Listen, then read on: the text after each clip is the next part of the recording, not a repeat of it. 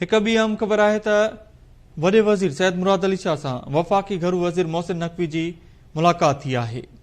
अवां ॿुधायो त मोहसिन नक़वी सैयद मुराद अली शाह खे वॾे वज़ारत जो उहिदो संभालण ते वाधायूं ॾिनियूं आहिनि। मुलाक़ात में गॾियल दिलचस्पी जे मामलनि ते ख़्यालनि जी ॾे वठि कई वई। अवां खे अहम ख़बर ॾियूं कराची खां त वॾे वज़ीर सैयद मुराद अली शाह सां वफ़ाक़ी घरू वज़ीर मोहसिन नक़वी जी मुलाक़ात थी आहे। मुख़्तलिफ़ मामलनि ते गौर वीचार कयो वियो। अवां खे ॿुधायूं त मोहसिन नक़वी सैयद मुराद अली शाह खे वॾे वज़ारत जो उहिदो संभालण ते वाधायूं ॾिनियूं आहिनि।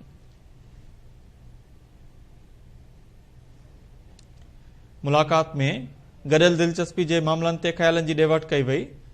अवां खे ॿुधायूं त वॾे वज़ीर सैयद मुराद अली शाह सां मुलाक़ात खां अॻु घरू वज़ीर मोहसिन नक़वी मज़ार कायद ते हाज़िरी बि भरी आहे।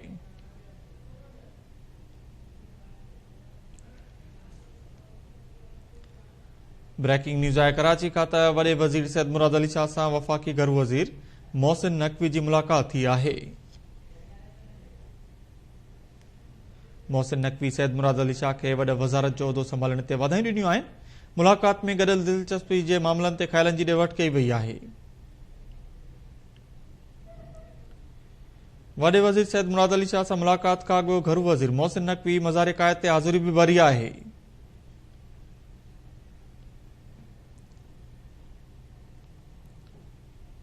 अवां खे अपडेट क्यू कराची खां त वॾे वज़ीर सैयद मुराद अली शाह सां वफ़ाक़ी घरू वज़ीर मोहसिन नक़वी जी मुलाक़ात थी आहे। मोहसिन नक़वी सैयद मुराद अली शाह खे वॾे वज़ारत जो उहिदो संभालण ते वाधायूं ॾिनियूं आहिनि।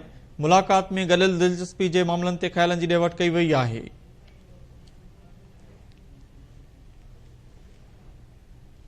वॾे वज़ीर सैयद मुराद अली शाह सां मुलाक़ात खां अॻु घरू वज़ीर मोहसिन नक़वी मज़ार कायद ते हाज़िरी बि भरी आहे। इन हवाले सां लाइन ते मौजूद आहे चीफ रिपोर्टर वहीद राजपर। जी वहीद, अपडेट कजो।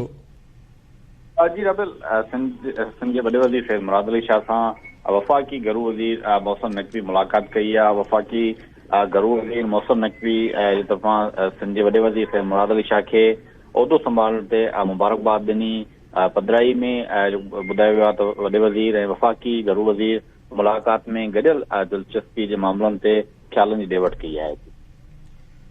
वॾी महिरबानी अपडेट करण लाइ वहीद राजपर। अवां खे अपडेट क्यू कराची खां त वॾे वज़ीर सैयद मुराद अली शाह सां वफ़ाक़ी घरू वज़ीर मोहसिन नक़वी जी मुलाक़ात थी आहे। मोहसिन नक़वी सैयद मुराद अली शाह खे वॾे वज़ारत जो उहिदो संभालण ते वाधायूं ॾिनियूं आहिनि। अवां खे ॿुधायूं त मुलाक़ात में गॾियल दिलचस्पी जे मामलनि ते ख़्यालनि जी ॾे वठि कई वई आहे। वॾे वज़ीर सैयद मुराद अली शाह सां मुलाक़ात खां अॻु घरू वज़ीर मोहसिन नक़वी मज़ार कायद ते हाज़िरी भरी आहे।